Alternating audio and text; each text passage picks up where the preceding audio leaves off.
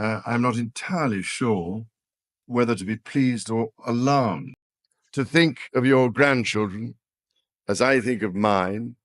Now, as I suppose I have spent most of my life trying to propose an initiative. Ladies and gentlemen, I don't think any of you here would be aware of the fact that the last time A monarchy once defined by continuity now faces its sharpest transition in living memory.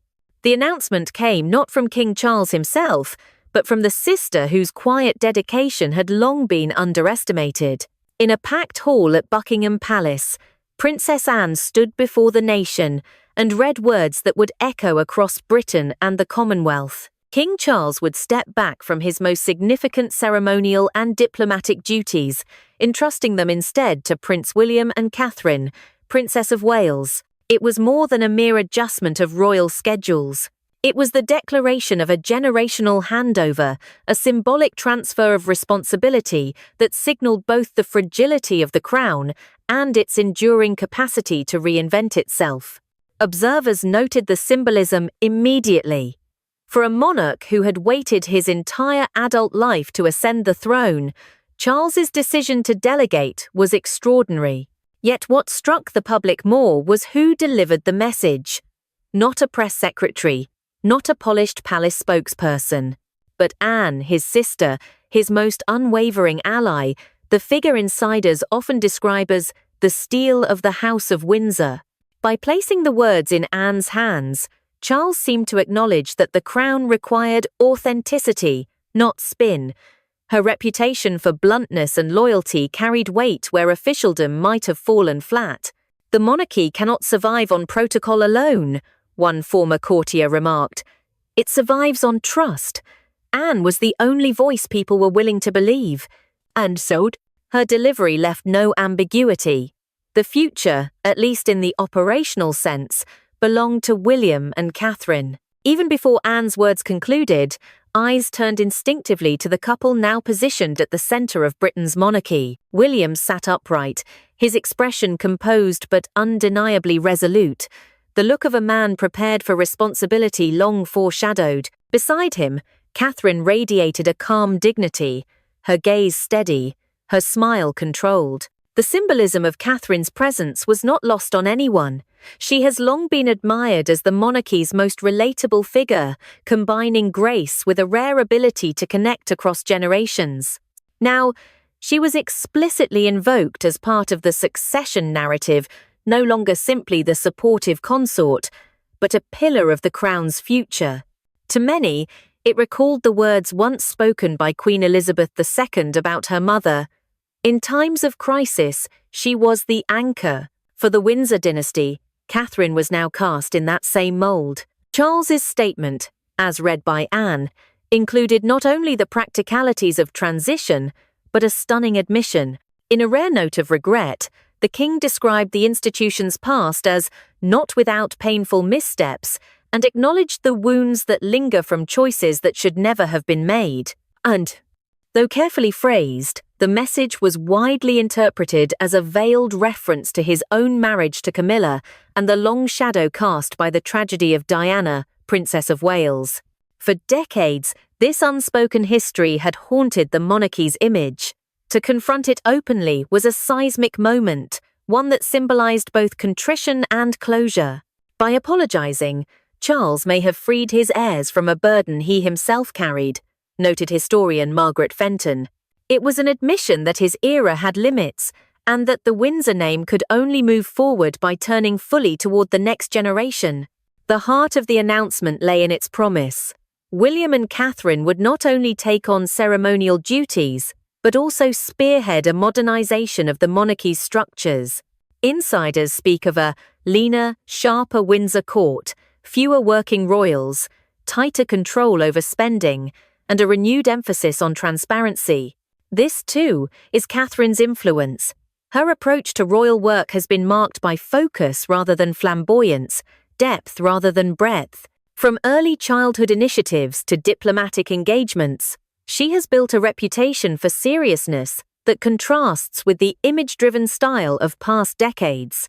The idea is to create a monarchy that is seen as efficient and purposeful, not ornamental, said one senior advisor. Catherine embodies that vision. William enforces it. Together, they represent continuity and change in equal measure. Of course, such transitions rarely occur without friction. Behind palace walls, there were whispers of unease not only from Camilla, whose role in the new order appeared sharply diminished, but also from courtiers uneasy about the pace of change. Yet outwardly, the message was clear. The House of Windsor had chosen its path. The reaction among the public was immediate and visceral. Outside Buckingham Palace, crowds gathered, some carrying portraits of Diana, others waving flags for William and Catherine. The symbolism was impossible to miss. The monarchy was being recast in the image of its younger, more admired generation. As the news dominated headlines across Britain and beyond, one question lingered in every conversation. Was this the first step toward abdication? Charles's health and stamina have been subjects of speculation for months. His decision to hand over frontline duties only intensified those doubts. But whether abdication is imminent or not, the significance of Anne's announcement cannot be overstated. It has shifted the center of gravity within the royal family, elevating William and Catherine from heirs in waiting to de facto custodians of the crown. For Catherine, it is the beginning of a chapter that will define her not simply as the Princess of Wales, but as the embodiment of the monarchy's future. For William, it is the confirmation that his destiny is no longer distant, it is here. With Princess Anne's announcement still reverberating across Britain, the question shifted from "what has happened" to "what happens next?" For the monarchy, the answer lay not only in symbolism, but in structure. The Windsors were beginning to reshape themselves quietly, but decisively. From the moment Anne's words confirmed William and Catherine as the operational heads of the royal household, the phrase "slimming down the monarchy" re-emerged with force. Charles himself had spoken of it in the years before his accession, promising to reduce the number of working royals and streamline operations. Now, that vision was being realized under the watch of his son and daughter-in-law. Palace aides described a new model. Fewer engagements spread across more significant causes, more emphasis on diplomacy and governance, less on parades and pageantry. Out went the endless calendar of ribbon cuttings. In came targeted campaigns with measurable impact. "This is not about erasing tradition," said one advisor, "but about making tradition serve the present." Catherine, in particular, was credited with pushing for this approach. Her early initiatives around mental health, early childhood, and family support had already shown her preference for focused, long-term strategies. Now, those instincts were being scaled to the entire monarchy. At the heart of the transition was the Wales family itself. William and Catherine were no longer simply the Prince and Princess of Wales. They had become, in the eyes of many, the new nucleus of Windsor. Their children, George, Charlotte, and Louis, were increasingly visible symbols of continuity, proof that the crown's future was already unfolding. Insiders spoke of the Wales model, a family-oriented monarchy that emphasized duty while projecting relatability. George, as future heir, was gently eased into public appearances. Charlotte emerged as a confident presence at state occasions. Louis, though still young, became a reminder that the monarchy's story is ongoing. "The Waleses represent the monarchy's strongest asset," said historian Dr. Robert Mallory. "They embody stability without rigidity, tradition without stagnation. In them, the monarchy finds both its anchor and its renewal. If William and Catherine were the future, Anne was the guarantor of the present. Her role in delivering the announcement had not been ceremonial, it was deliberate. By placing her voice at the center of the transition, the monarchy signaled that continuity and credibility flowed through her.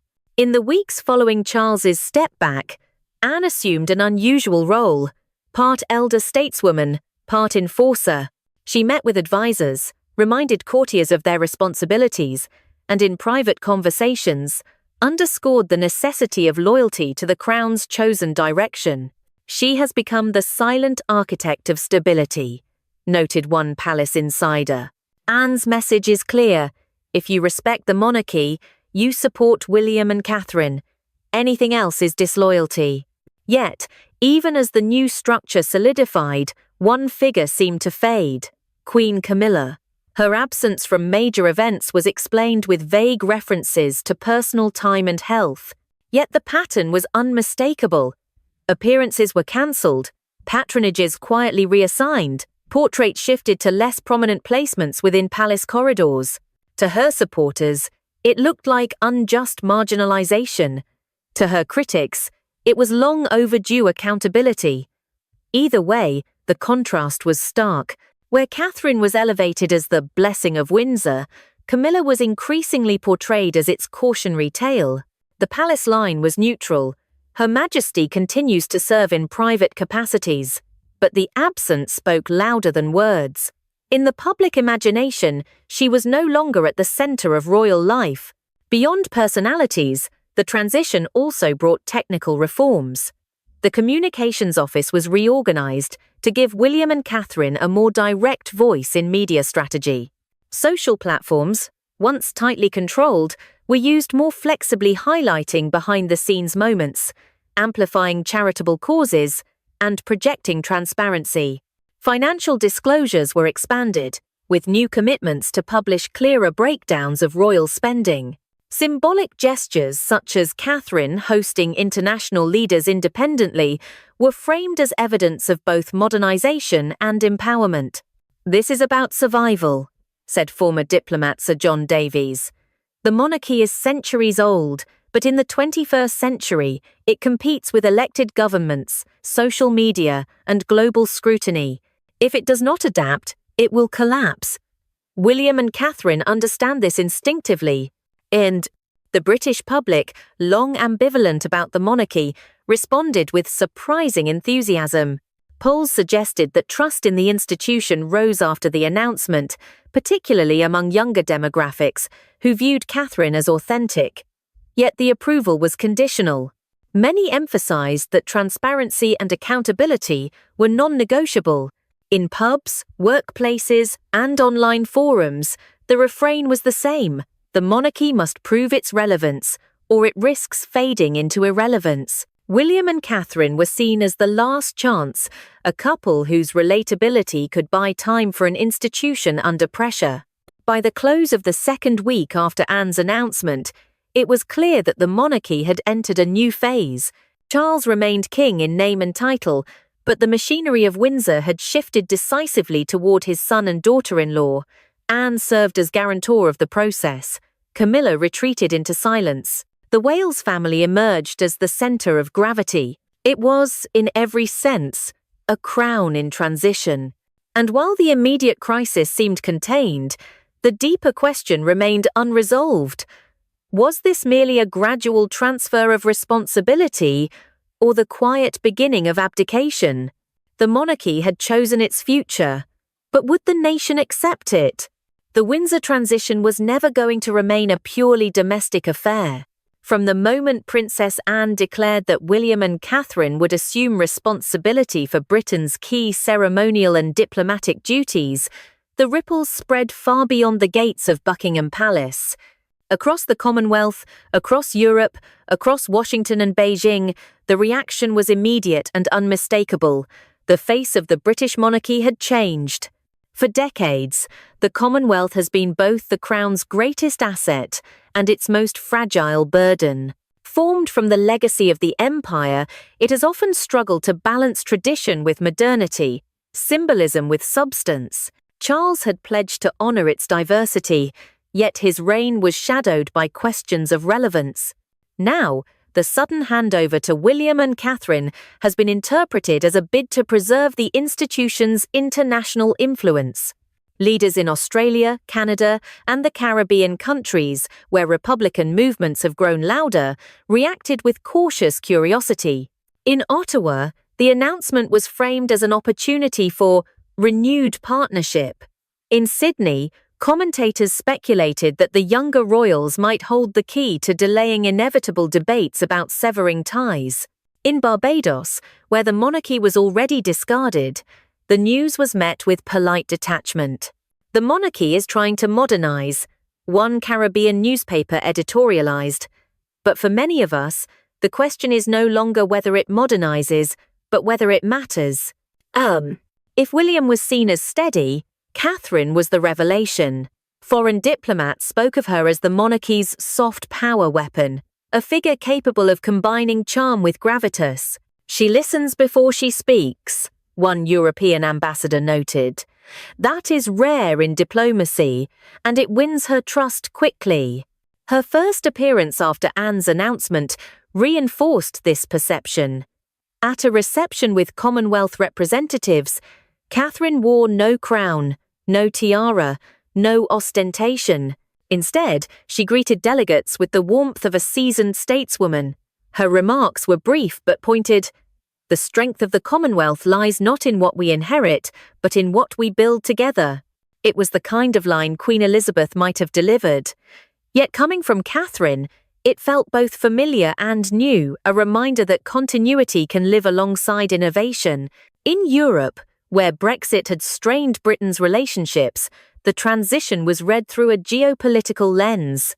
In Brussels, officials hinted that William and Catherine might prove more approachable than Charles, whose advocacy on climate and agriculture had sometimes clashed with policy debates. In Paris, Catherine's fluency in French was hailed as an advantage, with one commentator noting, "She speaks the language not just of diplomacy, but of empathy." Germany, long a close partner, praised the handover as evidence of stability. In uncertain times, Britain projects certainty through its monarchy, wrote Dysart. Uncertainty is Catherine's gift. The United States, often ambivalent about monarchy, responded with surprising interest.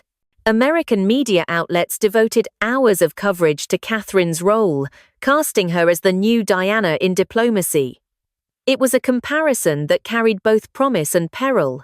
For many Americans, Diana remains the symbol of compassion, glamour, and tragedy. To see Catherine invoked alongside her was to acknowledge continuity, but also to reignite old wounds. Commentators on CNN and the New York Times stressed that Catherine must forge her own identity rather than be trapped by Diana's shadow. The Biden administration, meanwhile, welcomed the news, framing it as an opportunity for deepened cooperation on global challenges. Behind the scenes, U.S. officials privately noted that William and Catherine's popularity with the American public gave Britain an unexpected advantage in soft power. Back home, the reactions were more complicated. Polling suggested a surge of support for William and Catherine, particularly among younger generations who viewed them as relatable and modern. Yet the enthusiasm was tempered by skepticism. Critics argued that modernization must go beyond image, that it required transparency, accountability, and reform of royal finances. Republican voices seized the moment to argue that Charles's step back proved the monarchy's obsolescence. If power can be handed from one unelected figure to another without public consent, one activist declared, then the monarchy has no place in a democracy. But for many Britons, the symbolism outweighed the criticism. The sight of Catherine shaking hands with world leaders, representing the nation with composure and clarity, offered reassurance in a period of political and economic uncertainty. Amid the global acclaim for Catherine, the silence around Camilla grew louder. Foreign press noted her absence from major events and her omission from Anne's statement about succession. In France, Le Monde described her as the Ghost Queen. In Canada, commentators spoke of her as the mistake Charles sought to erase. Her retreat contrasted so starkly with Catherine's rise that the narrative became impossible to ignore, one woman fading into the background, the other stepping into history. In every capital city, in every newspaper editorial, one theme recurred. The monarchy was changing before the world's eyes. What had begun as Charles's reluctant concession was being reframed as the rebirth of Windsor. For Britain's allies, it was reassurance. For its critics, it was proof of fragility. For the British people, it was a glimpse of the monarchy's future embodied not in crowns or carriages, but in the partnership of William and Catherine. And yet, as the world applauded, the palace remained uneasy.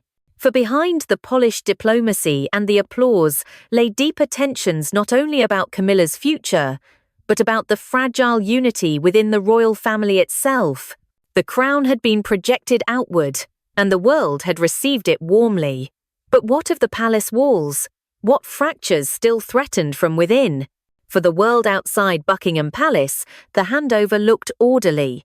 William and Catherine stepped into new duties with grace. Princess Anne's steady voice reassured the public that continuity was preserved. Yet behind the gilded doors, the transition was anything but seamless. The monarchy's greatest strength, its aura of unity, was fraying under the strain of resentment and rivalry. The first signs emerged almost immediately. While Anne's statement avoided direct mention of Camilla, the omission spoke louder than any words. For the Queen Consort, who had fought for decades to secure her place, the silence was devastating. According to palace sources, Camilla reacted with visible anger, describing the decision as a betrayal not only of me, but of the crown. She argued that decades of loyalty to Charles and her role in stabilizing his reign had been erased in a single announcement. Her frustration grew sharper in private conversations. "They've turned me into the villain," she reportedly told a confidant. "And they've turned Catherine into a saint." For Camilla, the narrative was intolerable, her legacy overshadowed, her role minimized, her presence recast as a mistake Charles himself had now admitted. In the days following the transition, Camilla adopted a posture of withdrawal. She cancelled engagements, skipped ceremonial appearances, and declined to attend even minor palace functions. Her absence was explained publicly as rest, but inside the palace it was read as protest. Her staff, once among the most active within the royal household, began to shrink in visibility. Communications requests were redirected to William's team. Charitable patronages quietly shifted under Catherine's oversight. The symbolism was unmistakable. Camilla was being written out of the Windsor script. But the retreat was not simply tolerated. Princess Anne, as ever the monarchy's most blunt defender, confronted the situation directly. In a private meeting with senior advisors and, significantly, without Camilla present, Anne was said to have spoken with unusual ferocity. "She reminded us that the monarchy is larger than any individual," recalled one aide. Her message was clear. Loyalty to the institution means loyalty to the new order. Anyone who could not accept that had no place at the center. Anne's interventions extended beyond advisors. She reportedly summoned Camilla for a private conversation in which she delivered a stern rebuke. "The crown gave you dignity," Anne is believed to have said, "and the least you can do is honor it in return." Whether the words softened Camilla's stance or hardened, her resentment remains unclear. But what is certain is that Anne left no ambiguity about where authority now lay. Through it all, William walked a careful line. Publicly, he remained composed, thanking his father for guidance and trust, while quietly reinforcing his role as the monarchy's operational head. Privately, those close to him noted flashes of anger. To see his wife disparaged even implicitly by Camilla's bitterness struck at wounds still raw from the memory of his mother. "William has long memories," said a family friend. "He does not forgive easily when Catherine is involved. He sees this as history repeating another woman he loves being undermined by palace politics." Catherine, by contrast, maintained deliberate restraint. She avoided commenting on Camilla's retreat and steered her focus toward new engagements. Her silence was not weakness, but strategy. By refusing to engage, she ensured that the contrast between her calm dignity and Camilla's visible discontent spoke for itself. The challenge for the palace was how to manage these tensions without shattering the facade of unity. Joint appearances were choreographed with surgical precision. Press briefings were tightly worded to downplay conflict, but within the household, the atmosphere was tense. Staffers described corridors filled with whispers, departments torn between loyalty to old allegiances and the demands of the new order. Even Charles himself seemed caught in the crossfire. Publicly, he supported the transition, presenting it as part of his long-term vision. Privately, sources suggested he struggled with guilt. Camilla's humiliation weighed on him. Yet his trust in William and Catherine left him little choice. "He loves his wife," said one advisor, "but he also knows the crown must endure. In his mind, this is not betrayal, it is survival." The result was a kind of royal Cold War.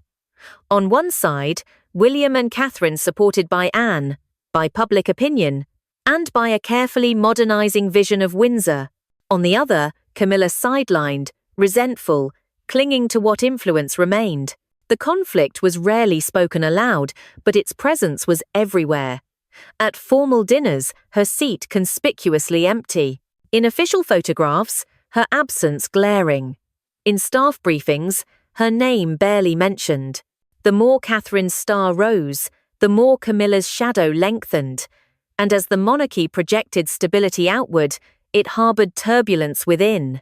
The tension underscored the fragility of succession itself. The monarchy thrives on smooth transitions, on the illusion that the crown passes seamlessly from one generation to the next. But in this case, the cracks were visible, the emotions raw, the divisions undeniable. Anne's interventions, William's resolve, Catherine's poise, all were efforts to protect the institution from collapse. Yet each revealed just how precarious the balance truly was. As one court historian observed, "Every succession leaves scars. The question is whether those scars remain hidden, or whether they bleed into the open." With Camilla, the risk is that the wound becomes public. No! The future of the monarchy now rested not just on William and Catherine's ability to perform their new duties, but on their capacity to manage the family storm. If unity could not be preserved, the institution itself might falter. And yet, for all the fractures behind the palace walls, one truth was becoming clear: the Windsor dynasty was realigning. The center of gravity had shifted. William and Catherine were no longer heirs in waiting. They were the monarchy's beating heart. But how long could the crown sustain the illusion of harmony while its members battled in the shadows? If the fractures within Buckingham Palace revealed division, the face presented to the outside world was carefully curated: reform, renewal, and reassurance. Under William and Catherine, the monarchy projected itself as leaner, more modern, and, above all, more human. At the center of this image was Catherine. From early days as Duchess of Cambridge, she had cultivated a reputation for grounded compassion. Now, elevated by Charles's retreat and Anne's endorsement, she was cast as the monarchy's moral compass, a role few had dared to imagine openly until now. Anne herself made the comparison explicit in private remarks that soon reached the press. "Catherine," she reportedly told advisers, "is the closest thing we have seen to Diana's spirit since Diana herself. But unlike Diana, she has the full support of the institution behind her." The words resonated deeply, echoing across front pages as both blessing and responsibility. For William, renewal meant more than symbolism. He pushed for transparency in royal finances, greater accountability in engagements, and a tighter focus on causes with measurable outcomes. Reports of palace spending were streamlined, with clear explanations of travel costs, staffing, and charitable allocations. In public, William was firm but understated. "The monarchy exists to serve," he told one audience, "and service must be measured not by appearances but by impact." The statement marked a clear departure from past decades, when lavish spectacle often overshadowed substance. Under William and Catherine, the spectacle was still there, but it carried a different tone: disciplined, purposeful, and directed toward the public good. The reforms extended to personnel. Redundant offices were merged, ceremonial roles trimmed, and communications centralized. Insiders described the changes as painful but necessary. The result was a household that moved more quickly, spoke more clearly, and cost less to maintain a monarchy designed for the 21st century rather than the 19th. As William and Catherine rose, Camilla's absence became impossible to ignore. Once visible at nearly every state occasion, she was now a ghostly figure, her name omitted from press briefings, her causes sidelined. For her supporters, it was cruel erasure. For her critics, it was justice long delayed. Every photograph of Catherine seemed to erase Camilla further, observed one commentator. It wasn't just optics, it was history being rewritten in real time. Meanwhile, the presence of George, Charlotte, and Louis offered a different kind of symbolism.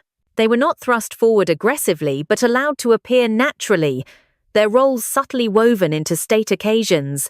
George was clearly marked as heir, Charlotte praised for poise, and Louis, still mischievous, became a reminder that monarchy could have a human face. Together, they embodied the message.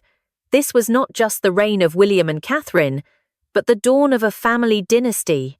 The combined effect was powerful. Polls showed rising approval ratings for the monarchy, particularly among younger Britons who had grown weary of spectacle without purpose. Abroad, leaders praised Catherine's diplomacy and William's steady approach. And yet, for all the renewed energy, one question remained. Could a monarchy so publicly dependent on one couple sustain itself in the long term? Or was the image of unity still fragile, threatened by unresolved tensions behind palace walls? For now, the answer mattered less than the perception. And the perception was clear. Windsor was not fading. It was reinventing itself, and Catherine was its brightest emblem. The final act of this transition came not with fireworks, but with quiet inevitability.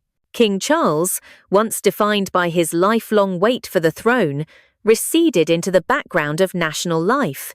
His legacy became one of paradox, a monarch who reigned briefly, yet whose decision to step back secured the monarchy's survival.